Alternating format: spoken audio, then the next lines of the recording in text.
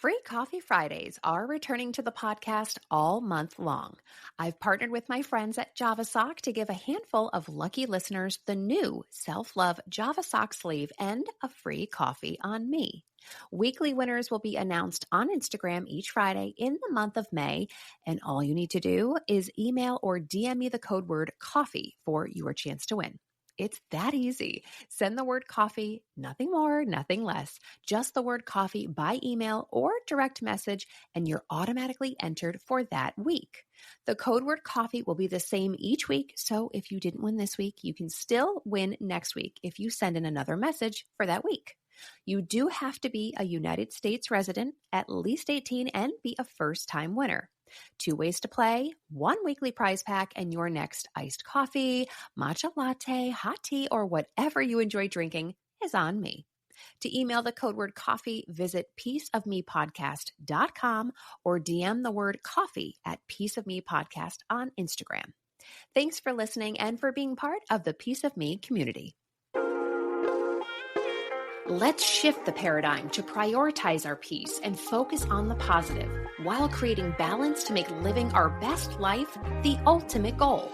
We'll talk boundaries, self-care, mental health, and overcoming obstacles. You'll hear interviews and fresh perspectives to support you along the way. Let's elevate the conversation and level up our self-growth game. This is the Piece of Me podcast. Dealing with divorce, relocating to a different state, healing through the pandemic, realizing your worth, finding love, moving back home, and being happy again is the short version of my guest's story. My guest, Devin, is just like you or me. She's the girl next door, a sweet Southern girl who you just have a blast hanging out with. And also like you and I, she's been through some stuff. Hi, friends. I'm Lexy Lee. If you're new here, welcome. And if not, then welcome back to the podcast. Even if we've been through experiences that have tested us, broke us, and made us stronger, what I love about Devin's story is her ownership on the responsibility she plays in her own life. She doesn't let life happen to her. She's directing it. She's taking accountability and learning the lessons along the way. She's realized how much living her best life is up to her. Now, as we get older, our relationships in life will change. Our expectations, our needs, and priorities, they all shift and change. But Devin learned that her own happiness was a choice. It was her choice. She experienced a significant shift in her mindset and really focused on living a happy life. Now, if you've ever been through something hard, or maybe if you're going through it right now, you also might need a mindset shift. Throughout this episode, Devin drops some incredibly inspirational and thought-provoking things throughout our conversation. They kind of thoughts that you want to write down, or the quotes that you could frame for your wall. Now, from her divorce and starting over to a focus on self-care and seeing her worth, this conversation will just leave you feeling like you got off the phone with your girlfriend. It just leaves you feeling good. Now, my hope is that Devin's perspective helps inspire a mindset shift that you might need if you're trying to bounce back from a setback. So let's take a listen. Hi, Devin. Welcome to the Piece of Me podcast. Hi, Lexy. Thank you so much for having me. Absolutely. I'm so excited to get into your personal story because you've been through some stuff. And with that, you've learned a lot of stuff along the way. And I think, you know, we all go through struggles, we go through hard times, but it's also in the lessons that what we learn from it and also how we get ourselves back up. So I'm excited for you to share what you've been through. And but before we do, why don't you kind of tell the listeners a little bit about who you are? Sure, absolutely. So I'm 35 years old, and I'm born and raised in Texas all my life. Outside of, I had about a 13-month stint in Raleigh, North Carolina, which I'll talk about a little bit more later on. In my free time, as cliche as it sounds, I like to hike and travel, and then I enjoy good food, just making new recipes at home, going out.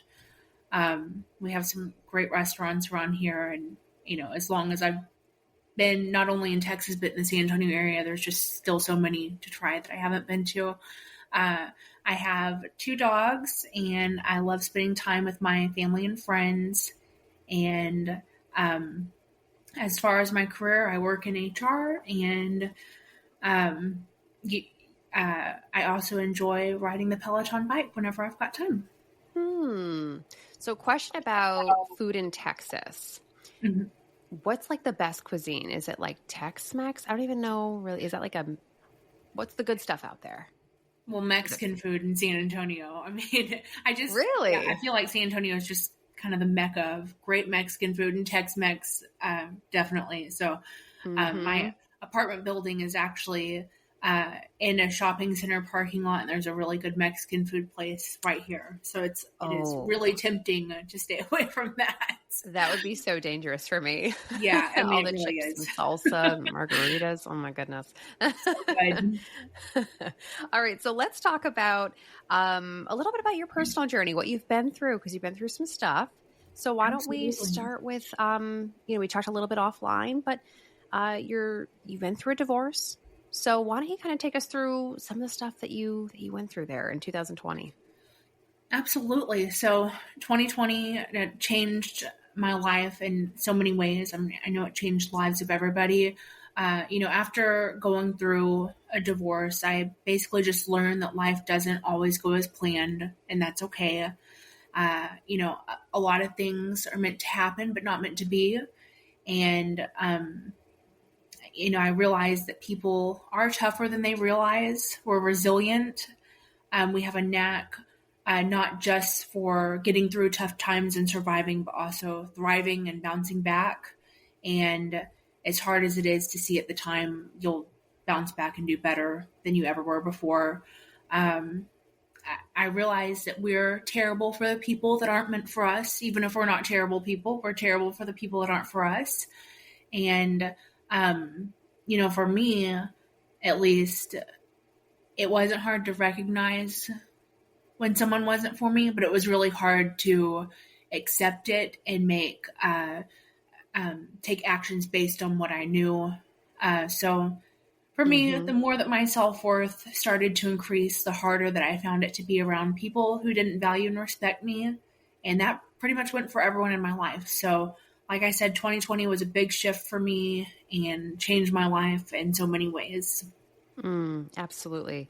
Now, how long were you married for before the divorce? Not that long. I was only Not long. married 6 years, but we were together for 10. So, Wow. Ugh. yeah. Was it a surprise or was it something that you kind of expected? I initiated our separation, and then he went through with the divorce, and um, that relationship really, like, looking back, I do think that it was meant to happen, but it just went like years past the expiration date. And honestly, Lexy, I chickened out. Like, I am so glad that he went through with the divorce after I initiated the separation, because Mm, after a couple of months, I was ready to go back home. So yeah. not that many people know that part of my journey. But I'm just really glad that he went through with everything. Otherwise, I might still be in that situation. Yeah. Yeah. No, So, yeah. And I just actually recorded another guest for the show, and she shared kind of something similar that when the pandemic happened, she kind of just realized, like, with all the shifts that were happening in the world, she's like, one of the shifts she realized was like the shift that had been kind of going on in her own relationship. And she's like, you know what, this just wasn't what she wanted. So I know the pandemic brought out a lot of, I don't know, thoughts, feelings, like we all went through something, in that yeah, time. But so, all right. absolutely. So you decide to initiate the separation. He Hmm. goes through with the divorce. Now, were you living in Texas at the time when that happened? Yes. So Okay. I've, outside of my 13-month stint in Raleigh, I've been, I was born in East Texas, and then I've been in the San Antonio area since '01, outside of, like, in between San Antonio, Hill Country, Austin area, and some of the areas in between since '01. So I've been here a while, and that's where I was and I really resonate with what you said with, the pandemic. It brought out a lot in all of us, Mm, honestly, like, yeah, that is really what was the catalyst for my divorce. I don't know why I didn't think to share that, but yeah, I got diagnosed with COVID, like, early, still in the mm, really early times of the pandemic, when everyone thought that it was, um, I mean, I mean, obviously no disrespect, because I know people have gone through, very serious repercussions with it.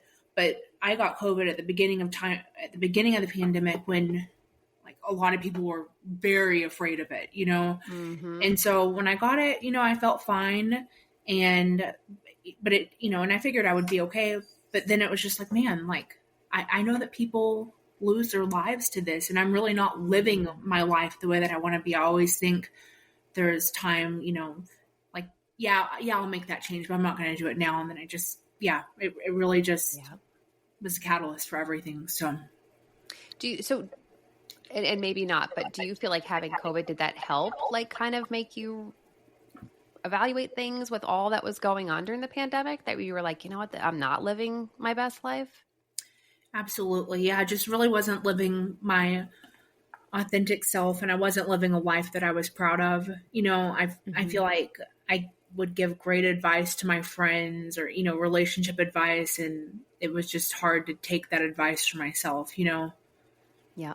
No, I definitely do. I definitely do. Yeah. So you just thought, well, your divorce gets finalized. So Hmm. now there's all this crazy stuff happening in the world. You're going through what the person who was probably your security blanket is now no longer your security blanket. So that's scary in itself. So your life shifting, personal life shifting. Is that when you decided to move to North Carolina, or did that happen a little bit later? Well, I had long considered for about 5-ish years before my divorce. I had, just thought here and there, man, like I've been in Texas my whole life. It'd be nice to try something else. And my mom's lived in Florida since '07. So that's part of what she tries to convince, her 3 grown kids to move there as often as she can. Mm-hmm. And so, like, I casually kind of considered Florida, but not really. I wanted a place that had all of the seasons. And so, like I said, casually thought about it for about 5 years before I actually moved. And then about 2-ish years before I moved, I was starting to really consider it. And then when my separation was initiated, because I was signing a different apartment lease, and I was just thinking, well, there's no better time. And then thankfully, my family talked me out of it. They're like, well, like, you need your support system. All your friends and family are here. And honestly, I was in a really fragile state then. So my sister kind of convinced me. She was like, yeah, like, why don't you just sign a year lease here? If you still want to move in a year, you'll be in a better place. You'll be a year past all of this, and then you can. And so a year later, I did still want to move. So I did. Good for you. And that's hard to do, especially, I mean, it doesn't sound like did you know people out there, or was it just kind of like something you wanted to do? Just something I wanted to do. And there were several places I had in mind. So, like, Nashville, Tennessee was one of them. Raleigh was one of them. Virginia was another place. There was a place in South Carolina I considered. But yeah, I just really wanted, like, all seasons. And, I had a pros and cons list to each, and visited a couple places. And, after I visited Raleigh, I just landed on it because I thought it was a great place. That's so cool. And I always admire people who, take a risk, take a chance at something you've never done. There's no real safety, security blanket there for you. And you're like, no, I just need to do this right now in my life with what's going on. Like, this is what feels right. And it's to what your friend said, like, listen, if this is a place you want to stay, like, give it a shot, see how it goes. And then, Mm-hmm. like, you can always move back. You can always do something else. So I think that's really cool. And it takes a lot of courage to do things like that. Um, Absolutely. Yeah. especially having gone through what you were going through. So, one of the things that we had talked about a little bit offline was you had said about acknowledging past mistakes. So can you get in a little bit into that? Like, what were the things that you realized or maybe learned from? Absolutely. Um, can't really think of like a tangible example right now, but basically, um, kind of from 2020 onwards, I really just honed in on confronting my mistakes head on. This is definitely easier said than done for me, and kind of hard to admit, but I started to take ownership of my mistakes instead of blaming other people and the victim mentality, and just facing harsh truths about myself. For example, even though my marriage needed to end because it wasn't the right relationship for either one of us, I did accept responsibility for my role and the breakdown of that relationship. And I really took a couple years to just get to know myself better before diving back into the dating world. Mm. And, I realized that at the end of the day, if I didn't like something about my life or about myself, it was ultimately my responsibility to change it and not be a victim of my environment or circumstances. So just Mm. realizing nothing's permanent, and if we don't like something, we can change it.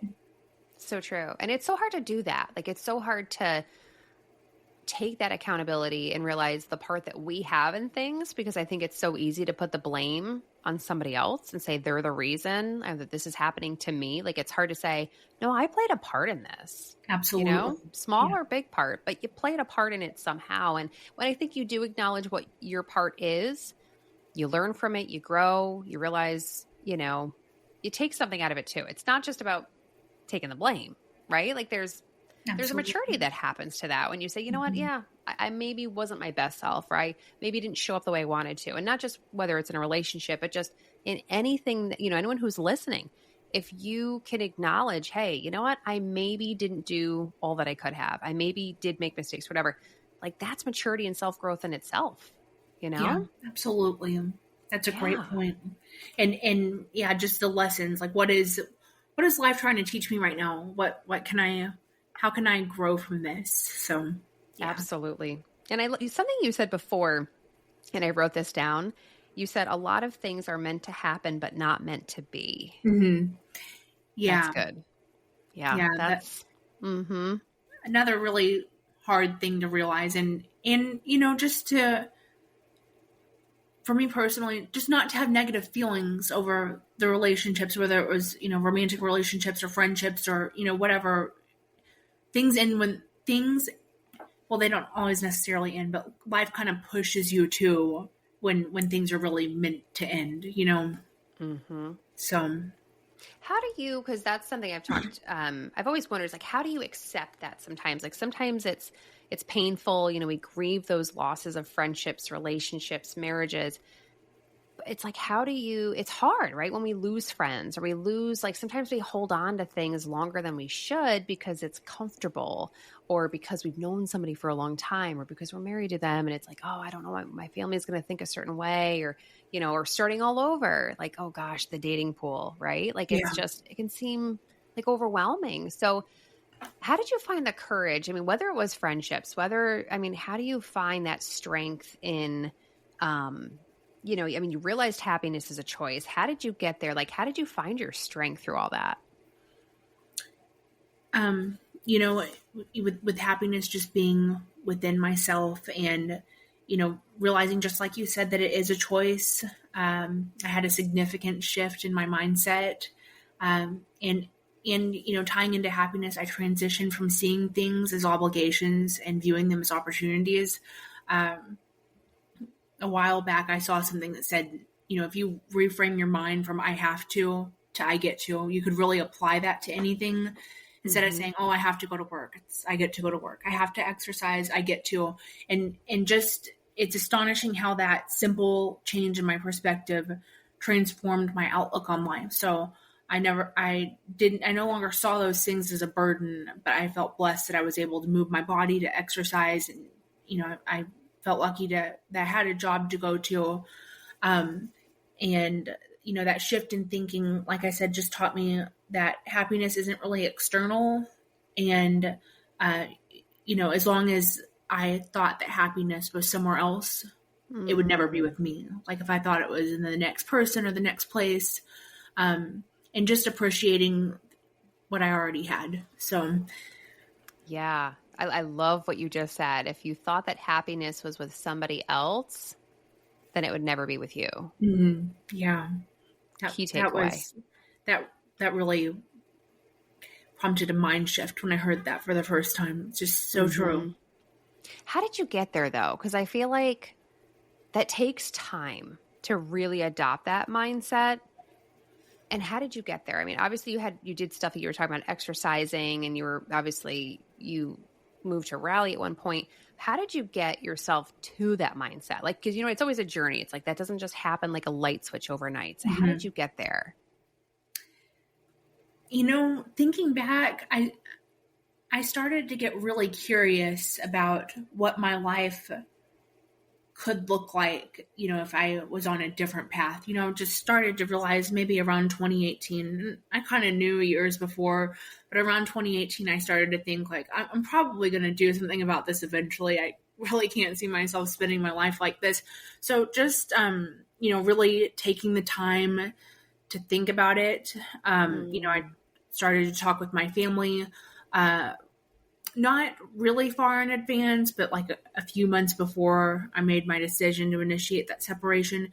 And just, a lot of it was just something that I was facing on my own. But, like I said, the advice that I would give my friends, I mean, especially, I guess, relationship advice when they, come to me and I tell them that they deserve better, I was just like, why can't I show myself the same love that I'm giving to my friends? Like, why can't I acknowledge that I deserve better? Not that I think that my ex is a terrible person, but we just weren't right for each other. So, just having the faith that even though I couldn't see what was next in life, that, if I could say goodbye to something, that life would give me new people, new opportunities to say hello to people and things and opportunities. So, yeah, that's great. No, there's a lot of life lesson, like a lot of, yeah, just like a perspective. Like if you're always giving your friends good advice, and it's like, why? But you can, like, it is within your control to change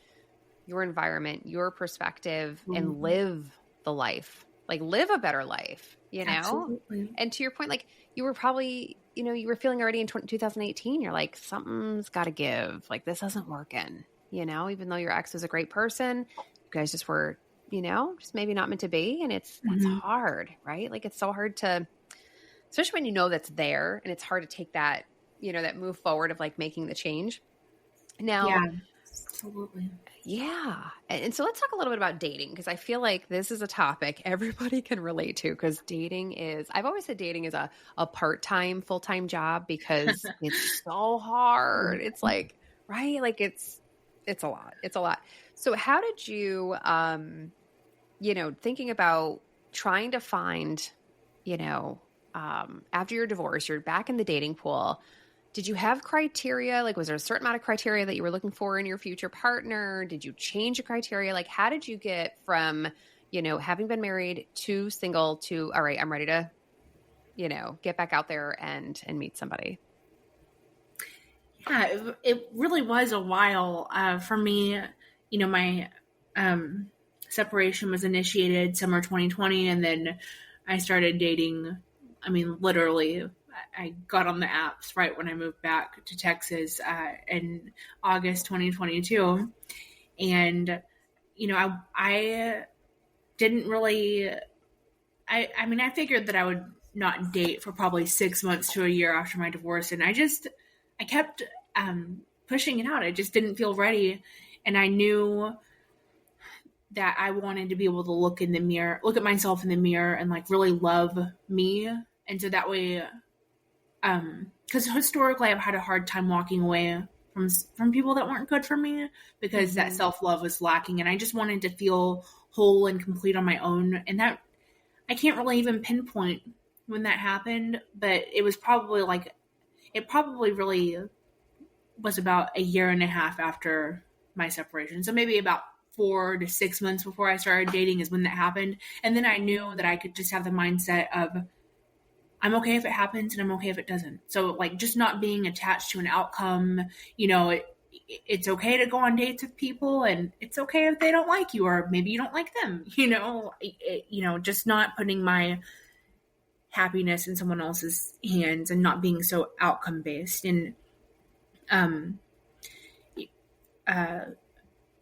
I also, as far as how my criteria changed for what I look for in a man, so I just made a conscious decision to prioritize the way that someone made me feel over the superficial attributes. I have a type, and, it was always like, well, I want them to be over 6 feet tall or whatever. But, I just discarded that notion of seeking a partner based on physical traits, such as their height or their smile. And my husband now, even though he was handsome, and he knows this, so he'll probably listen to the podcast, but he knows this, he's not what I would usually call my type. He doesn't fit the mold of my typical preference, but I'm really grateful that I threw the type out the window because, back in the day, I'm not so sure that we would have actually dated each other. Mm. And ultimately we're not married to someone for their height, their nice smile or whatever. And just connecting with someone on that deeper level, and the way that I actually think things work out exactly the way they're supposed to, because he is this will be hard to follow. He is my brother's wife's brother's best friend. And so my brother met his wife 16 years ago. And Christian, my husband, he met Tony, which is my brother's wife's brother. He met Tony, which is his best friend, 16 years ago. And so Christian and I have been crossing paths for 16 years, but we never met. We've been at the same family gatherings. Like, my mother remembers meeting him at a Thanksgiving. I think she said like back in 2017, 2018. So they have big, huge family gatherings over at my brother's wife's family's house. And so when you go, there's like 30 or 40 people. So we know that we've been like at the same events. Yeah. But neither one of us ever recall meeting each other. I mean, it's possible, but I don't know. It's so funny. And I'm so glad you shared that, because I was the same way. So when I had ended like a really, really long relationship. And then when I went to date, I had like my criteria too. And then I had to change it because that wasn't helping me meet the right guy either. The guy that I wanted meeting was not exactly checking all my boxes, but now it's like so funny because I can't even imagine life without him. But it's so funny because same thing. We actually live in the same town. And even when we were dating, or I'm sorry, before I'd met him, we were like in sister towns kind of thing. So we definitely cross paths at the grocery store. I'm sure there are so many times we crossed paths and we had no idea, like when we talk about times of like, of where we were, what we were doing, it's like, oh, we definitely met, So I love that you opened your eyes and you saw all the wonderful things about him. Like, I think that's so great. So, absolutely. And yeah. And one of the things too you said was how, not being attached to an outcome. Like, you've already like dropped so many little pearls throughout this conversation, but you knew that you had to kind of let those relationships fizzle, those friendships fizzle, so that you found your peace. So how did you do that? Did you just let it fizzle? Was that a hard thing to kind of accept? For like 2020-ish and after, that would have just been too hard for me to let certain people go, even though, like, I think we've all been there in the one-sided friendships, it's like, I mean, sure, we talk on the phone, we text, we hang out, but I'm literally the one that's initiated it every single time. So, I mean, I guess in a way, but not as difficult as it would have been before. And, with some of those relationships, I was just like, you know what? They can call me next time. And if the phone never rings again, like, I'm not attached to that outcome. I'm okay if it happens, and I'm okay if it doesn't. And, no hard feelings there, but, I paid attention to, when deciding like what needed to leave my life, how I felt after interactions with others. Did I feel drained? Did I feel, on edge? Did I feel at peace? Did I feel safe? And, for years I had held on to those relationships that didn't really serve me anymore. Just because, they had the title of, oh, like, this person's been my best friend for 20 years. You know what I mean? And I just embraced that mindset of being okay with, if the friendship continues or not. If they want to call, that's fine. And then, just having that shift extended, even beyond relationships into those personal relationships too, helped in the other aspects of my life. So, just like I was saying, a lot of things happen, and there's few things that are meant to last forever, and that applies with friendships or relationships. And it's all right to, love the memory of them and move on. So, no hard feelings, like I said, and it just makes space for the things that are really meant to be in your life. And I think it's important that you're even mentioning this, because people listening to this might be feeling like they are putting in a lot of work in a friendship, Mhm. And it might be one-sided. Maybe whoever's listening right now feels like it's always them that reaches out first or makes the plans or initiates the conversation. So if you're looking for a sign right now that it's Oh, okay to step back, and you said even just another good point, it's like not being attached to the outcome. And you just gave such a great example of I'm not going to be the first one to initiate. And if they don't reach out, I'm not attached to the outcome. So if they don't yeah. call, okay, but your life still went on and it didn't break you. It didn't, I'm sure it was still painful to accept, but Mhm. things still moved on. And that's such a really good example of that and how you can love the memory like that. That's Yeah, powerful. You can, everything has a season and a reason. So, um, absolutely. I can appreciate what you're saying. And how did you even learn then as you're going through all these shifts? Because it sounds like you've come from, you have like this very optimistic and healthy mindset now. How did you even learn to say yes to the things you wanted to actually say yes to and no to the things you wanted to say no to? That's a hard place to get. You know, it that is probably of all the things that we've chatted about. Um, that's probably the hardest thing for me, and honestly, something that I still struggle with. I guess the aspect that I've struggled with it the most still is at work. Saying yes to a project, even though Uh-huh. even though I'm going to put in like 10 extra hours this week. But so yeah, that's always a work in progress. But I just stopped being, the person, the go-to person for people that I felt like I couldn't really go to. You know what I mean? Like, Mm, yeah, I'll help you move, or I'll babysit your kid, but like, would you really do the same for me? Or I feel like I've called you yeah. before, and it's not like I keep tally of anything like that, but just over time, you do notice trends, and the friends that are there when times are good, or I'm having a party, we're all going out to eat, let's meet. But then if I need help, through a Yeah. lower part of my life, and you're not there. So I just learned, really, every time we say yes, when we want to say no, uh, like when we want to say no for good reason, Hmm. or it's a disservice to ourselves and we're putting ourselves last. So, um, just, and also just learning, saying no doesn't mean that you're a mean person. Like, you can say what you mean as long as you don't say it mean, and Hmm. and no is a complete sentence. You don't have to over explain yourself. Um, yeah, So true. So true. absolutely.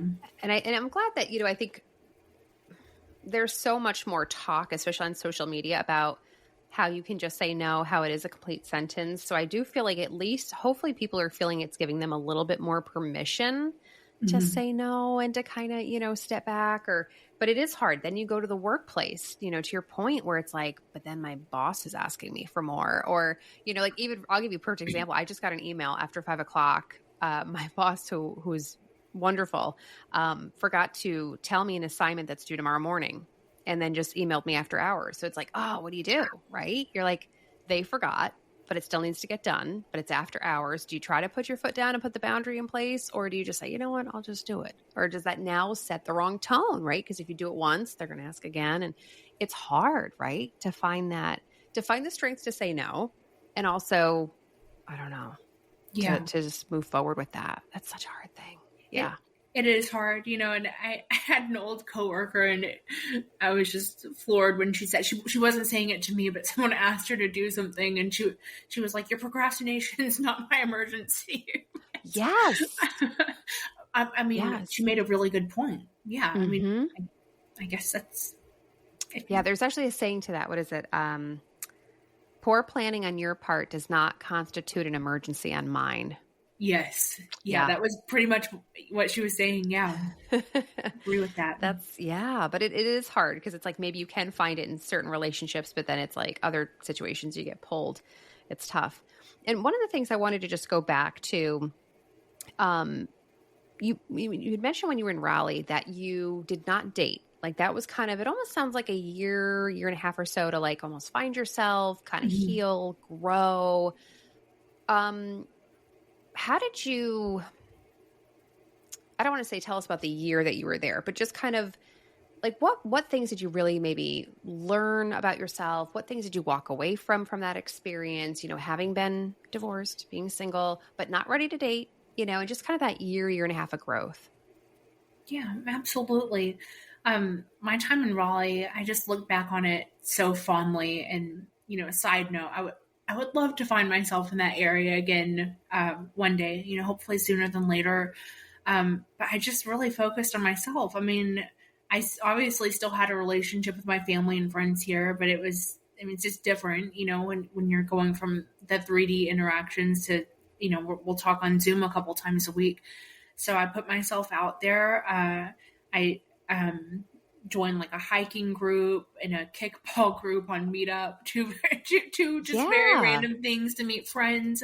And then I joined a gym when I was there, and I met friends that way. And obviously, I met some friends through work. I Mm. worked a hybrid work schedule, so the couple days that I would go in the office, I met some people, and it was cool because we were all at a co-working station, so you got to meet other people from Oh, other companies too.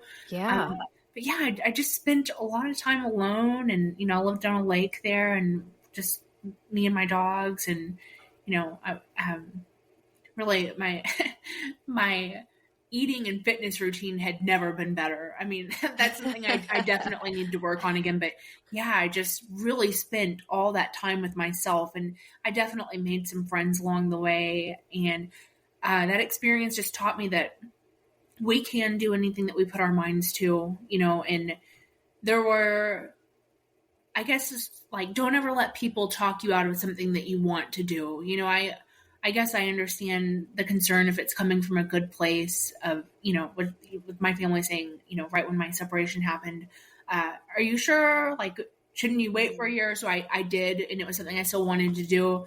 But yeah, not everyone will be happy with the decisions that you make for your life, and that's okay. I had some people in my life, a specific family member actually that I used to be really close to, and they just took it very personally when I left. And even though they live in Texas, they don't live in this part of Texas. I, I don't know. I like my relationship with them wouldn't have changed that much, but I guess they felt abandoned when I left.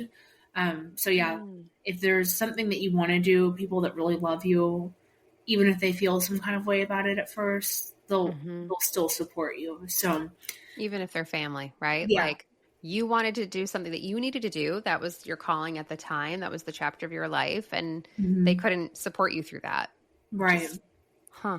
Yeah, and that was the only family. I mean, my mom and my siblings, they had their thoughts about it, but then they were okay with it. They understood, and it was more from like a place of worry. Where this person, they were just trying to stop me from going. So, Hmm. So I have two questions that I was thinking about that I wasn't necessarily like planning of asking, but kind of is mhm. when you thought about moving to Raleigh. Now I know you had looked at Nashville, you looked at some other places. You did your pros and cons list, but when you finally decided, okay, Raleigh's where I'm going, and you were on your way there, I want to know what you were feeling and thinking, and then I want to know what you were feeling and thinking when you finally packed up your car for the last time to leave Raleigh and go back to Texas.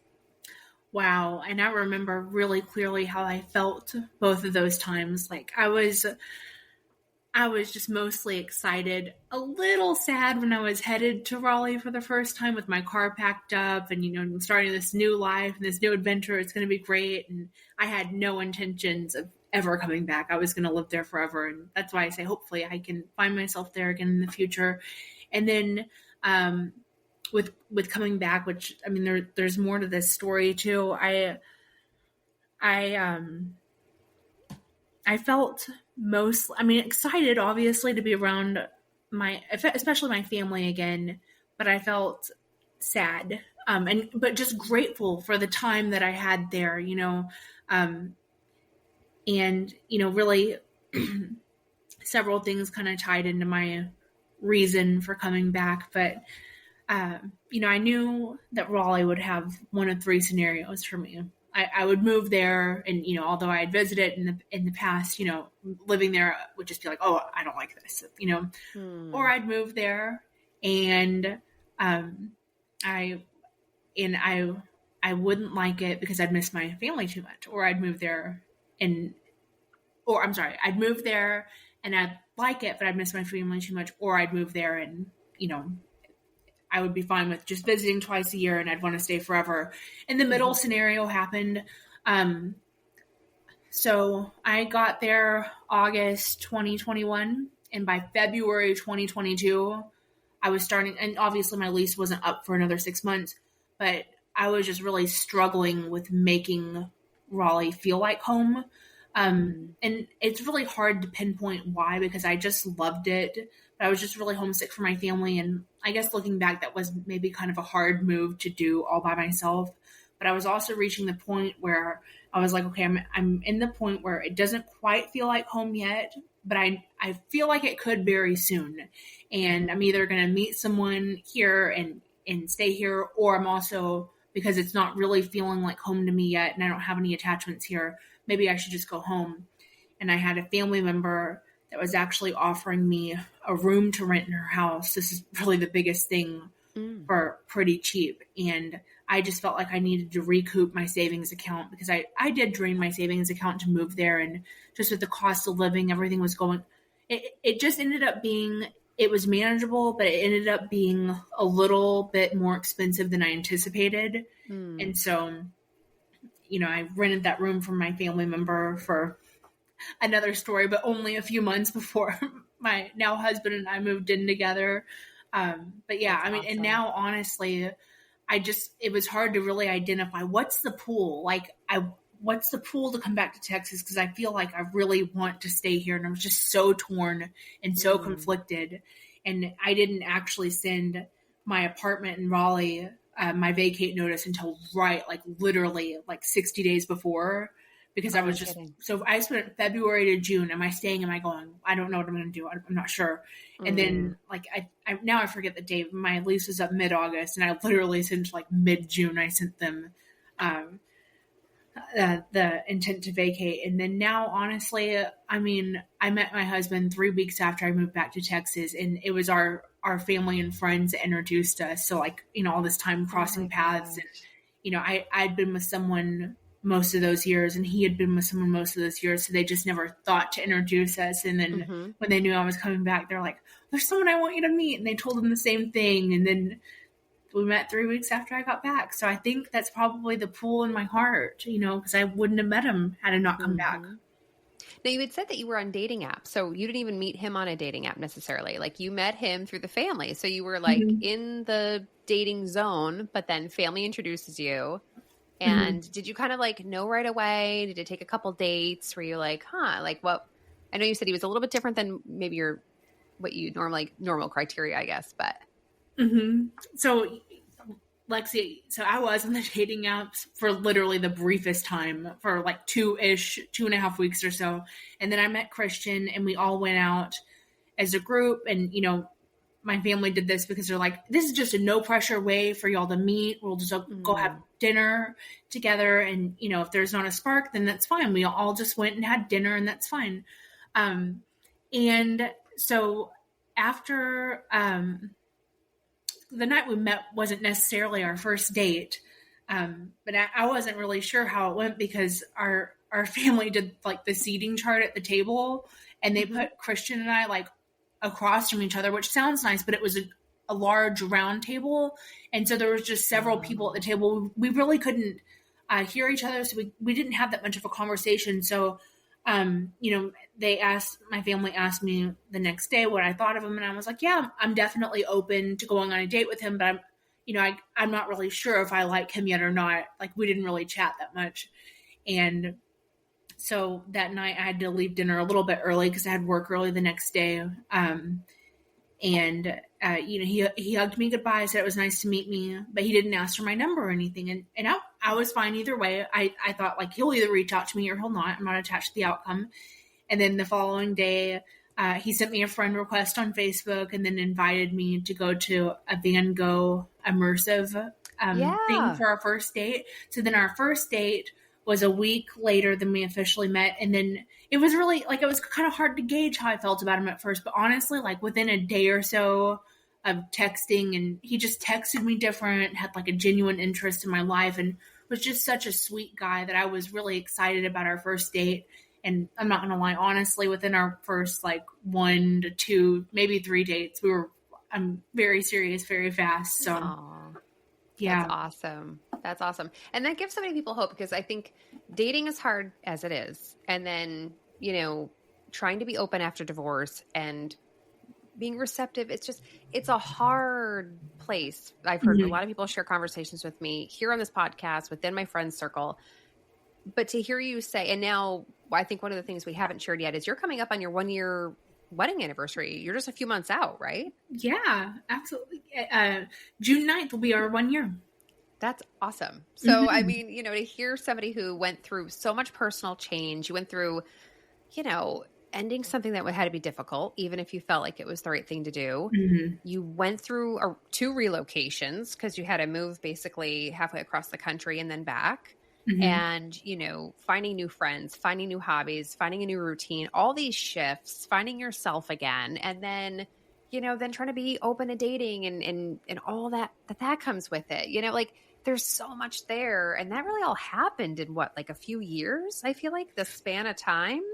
Yes, from 2020, summer 2020 was my separation. Summer 2021, I moved to Raleigh. Summer 2022, I moved back to San Antonio, and then summer 2023, we're married. So Wow. within a 3 year span of time, and really the most major changes was from like my move to Raleigh in summer 2021 Mhm. to when I got married in 2023. That's just a lot to happen in 2 years. It is a lot to So happen. That yeah. is. And now let me ask you this. For people who are listening who have been struggling with dating, maybe I mean, I don't know, I guess this is going to be pretty much an open-ended question, but what Mhm. advice do you have for people who are having a tough time dating, or just having a tough time staying positive given a situation, whether they are, trying to heal from a divorce, Mhm. maybe they are working through the struggles of dating, maybe they're struggling and they're like, whatever it is, like how to, like, you have such a positive mindset. Like, what advice do you have for people who are like, all right, I need to think more like she does? Thank you so much. I guess honestly, and I'll say this first before I answer your question because it really all ties into it. The reason that I didn't date for so long is because there was just a point where I had to kind of take responsibility for these relationships that I'm in. Although that was my only marriage, these relationships I'm in, they keep falling apart, and I'm noticing a pattern. I kind of date the same type of people. I was tending to date people that I liked quite a bit more than they liked me, like, and even Hmm. with my ex-husband. And so I was like, well, if I don't really take the time to do the hard work and ask, just ask why until you get to the last why. Well, why do I date these people? And that's just like an exercise. I journal about it. Ask why until you get to the last why. Do the hard work within yourself. And when you love yourself, you attract different, and honestly, just don't be attached to outcomes. Like I view it all so differently now. Obviously this marriage that I'm in, the idea is that it lasts forever. I hope it does. I think he's a wonderful person, and that's what I want, is I want it to last forever. But um, it just strips you of your dignity when you beg people to stay with you or you chase after people. Um, it's all very my one of my sister-in-law's sisters. She actually said this, and I didn't even realize it till she pointed it out to me. In that brief period of time that I was just going on like these online dating speed dates, which were all like, first, second, some of them were third dates, but none of them were serious. We're all just meeting in public places. So literally just a few dates here and there. And I would ask her for advice or, here and there. Oh, well, he texted me this. What does it mean? And then she pointed out to me, she was like, so I noticed since you started dating Christian that you don't ask me for advice. You don't ask me for questions. Like you don't ask questions. And she said something that'll stay with me forever. She said, that's because it's very simple. When a person likes you, it's very clear. There's nothing to decipher. Like, you don't have to wonder, like, oh, are they playing hard to get, or they didn't text me. When someone is really into you, they make it very clear. And just I I don't know if I could honestly say that I never realized that, or I just didn't want to accept that. Like, it's okay if someone doesn't like us because we can like ourselves, and and there's so many people in the world. We all have different things that we look for, but our worth doesn't go down just because we're not what someone else is wanting. So just don't lose yourself when you're dating, and just realize that that person is meant to complement your life. They're not your whole life. And like I said, I just see it so different now, not being attached to outcomes. I enjoy every day for what it is, because life can always remove people from our lives, whether it's through something like divorce or tragedy, anything like that. And at the end of the day, you have to be okay with you, because that's really the only thing that's certain. Like, it's only certain that you're leaving this world with you. Like, there's nothing guaranteeing that anyone will be in your life forever, and you just have to be okay with that and accept it. You have so much wisdom. Like, there's so many things throughout this conversation that I'm like, I hope people are writing this stuff down, or they're going to go back and re-listen to this episode, because just like throughout the conversation, you would just drop these little pieces of knowledge, like these little like inspirational things. And I mean, even like, I'm a huge journaler, and I love that you said you ask why till you get to the last why.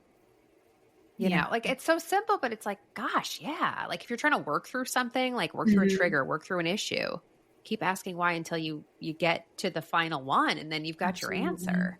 Yeah. Thank you so much. Oh my God. And I'm just curious, how long have you been journaling for? Off and on. So I really can't say, a length of time.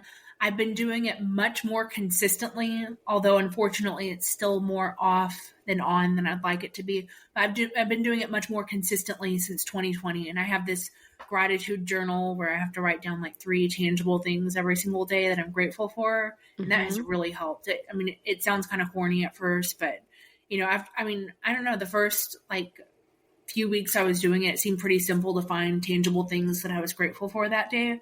But then it just, over time, and I try to make everything different. I'm not sure that everything is different in that journal, but over time it's like, okay, let me really dive deep. What specifically happened today that I'm grateful for? So, I love that. Yeah. And I'm just curious, because as I'm listening to you, I'm like, so I'm going to send you a journal. I'm going to send you the Piece of Me journal, because I think, like, especially when people appreciate journaling. So this was not a question I planned on asking Devin today.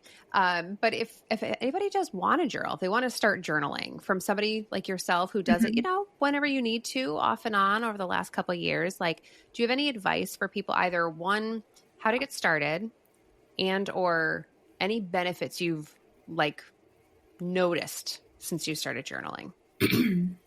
How to get started with journaling is, literally just get started, and don't think that it has to be anything expensive. Like, I'm looking now, I use this for work. What I'm looking at right now is my composition book, but you can literally just get like a 50-cent spiral and a pen. I encourage you to write on something that makes you feel good. So if you have a special pen that you like, or a beautiful journal, something that you feel good about writing in, but don't beat yourself up. If it doesn't have to be all or nothing. It's okay if you had intentions to journal every single day this year, and then now that it's March 14th, but you've only done it twice, you don't see the point. Just journal when you can and be intentional with it. Schedule that time into your day, and it's really fun to go back and read your journal entries. And honestly, most of them are fun. I had a journal as my separation was so fresh, and I was cringing so hard as I was reading it and I keep most of them, but I did end up throwing that one away, because it was just some things in there that I had written that I really wasn't proud of, and just obviously from a totally different place than the self-love that I've learned, that I have gained for myself since that time. But it's fun to just it's documenting your growth. And so yeah, just get started. And I'm sorry, I think there was another piece to your question. My mind went blank. You really just hit it. It's really like, what did you learn? Because I mean, you just said it, like journaling is documenting your growth. You know, some people do choose to look back and reread entries, and some people are like, that's okay. I've just got to close the book and move on to the next one. But Yeah. it's part of your journey and like what you went through and like the things you experienced and thought and felt. It's absolutely documenting it. I love that's perfectly said. Yeah. Thank you. That's awesome. Well, that's really it for questions. Is there anything else that you'd like to leave the listeners with? Anything I haven't thought to ask you? Any other words of wisdom? That we have to live with ourselves every day for as long as we live, and there's no guarantees that anyone else will be in our lives, and we have to be okay with it. Yeah, perfectly said. Perfectly said. Devin, thank you so much for being on the Peace Me podcast. There's so many good things here that you shared. I know the listeners are going to really appreciate. Thank you so much for having me, Lexy. It was a pleasure. To be part of the exclusive listener group, hit the follow button on whichever podcast platform you're listening to right now. When you follow, you'll be the first to know about new episodes so you can listen before anyone else. You'll also have quick access to the show, making it convenient to find for the next time. For more free content, join me on Instagram, TikTok, YouTube, and online at peaceofmepodcast.com.